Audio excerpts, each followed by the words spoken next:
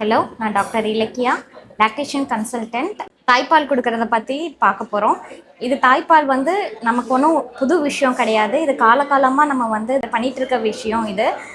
ஆனால் ரீசன்ட் டேஸாக ஒரு பாஸ்ட் 5 வருஷமாக அதில் நிறைய டவுட்ஸ் ரிகார்டிங் பால் எப்படி நம்ம கொடுக்குறது. சில பேர்த்துக்கு வந்து பாலே எனக்கு பத்த மாட்டுது மேம், என்னால் பால் கொடுக்க முடியல என் குழந்தைக்கு அப்படின்னு சொல்லிட்டு இருக்காங்க. நம்ம குழந்தைக்கு வந்து கம்பல்சரியாக வந்து ஃபஸ்ட்டு 6 மந்த்ஸ் வரையும் கட்டாயமாக தாய்ப்பால் மட்டும்தான் கொடுக்கணும்.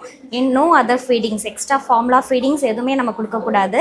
இஃப் இட் இஸ் பால் பத்தலை, இயற்கையாகவே அவங்களுக்கு பால் சுரக்கலை அப்படின்னு இருந்தால் மட்டும்தான் பீடியாட்ரிஷியன் கன்சல்டன்ட்டோட நம்ம வந்து ஃபார்முலா ஃபீடிங் வந்து எடுத்துக்கணும். தென் பால் கட்டாயமாக எல்லாத்துக்குமே சுரக்கும். பால் வந்து நம்மக்கிட்ட இல்லை அப்படின்றதெல்லாம் கிடையாது. பால் கட்டாயமாக நம்ம வந்து குழந்தைக்கு கொடுக்குற மாதிரி பால் வந்து நமக்கு சுரக்கும்.